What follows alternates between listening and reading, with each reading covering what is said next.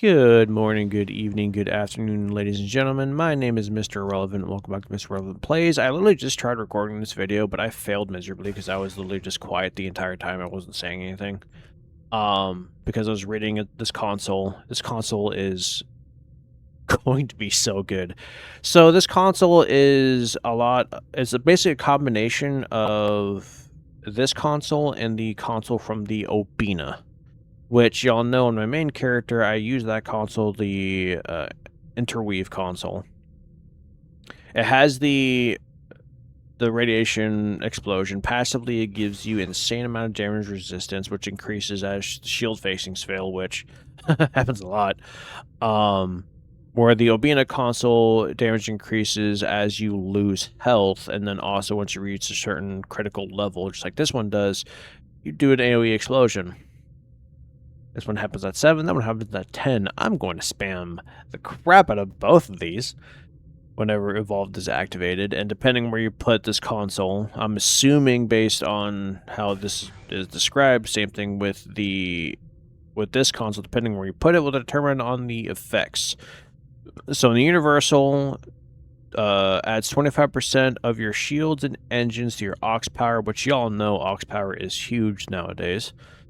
If it's in your I'm assuming your engineering slot, 50% of your aux goes to your engine power, which could be huge. And then just so for science, it's 50% of your aux goes to your shields, and tactical 50% of your aux goes to your weapons power. This console, it will be a console that's just like the custom power matrix. You're basically going to be putting it on almost everything. If not, you will actually be putting this on everything. I'm going to be playing with this console for sure.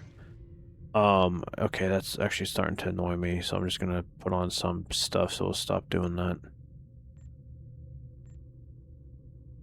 But in terms of the ship itself, this console is top tier. It's,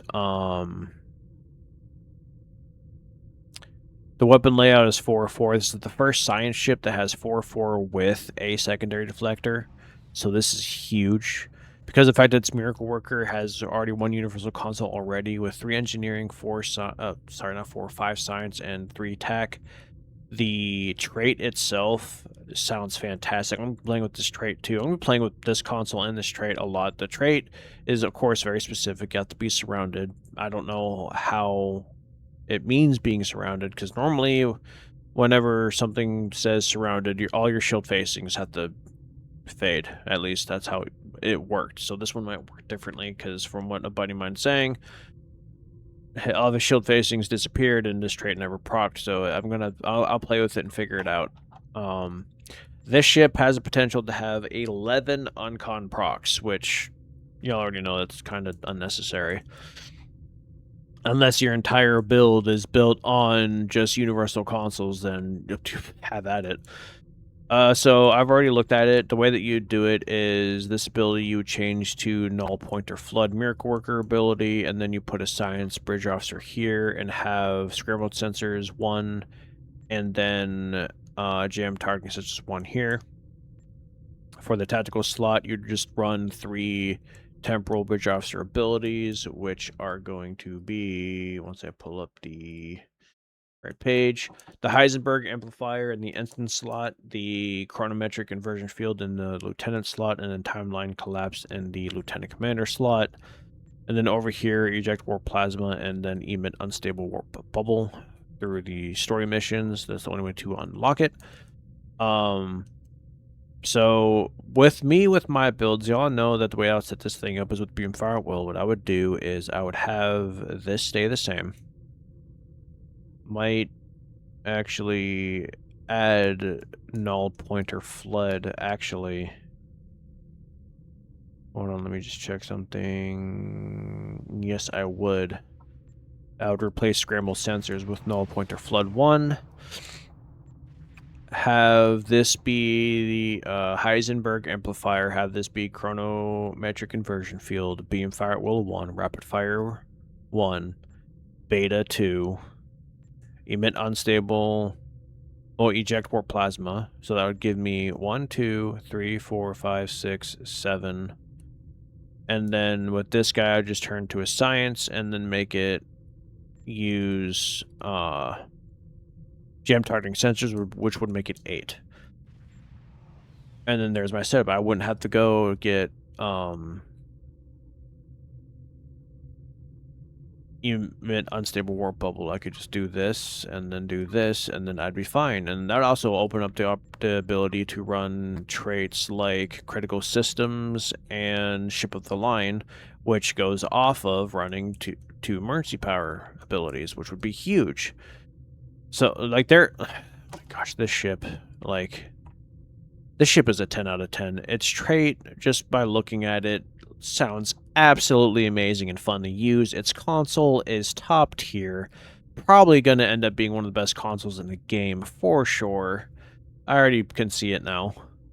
The layout on this thing is fantastic. The weapons, the consoles, the stations, like, this thing is going to be a top tier science ship. This ship is going to be a top tier DPSing ship with weapons. Like, it could literally do everything. This thing is fantastic. This is literally basically a live I should have, honestly, my original live reaction to this is just me sitting here in silence, just slap jawed in awe of this thing.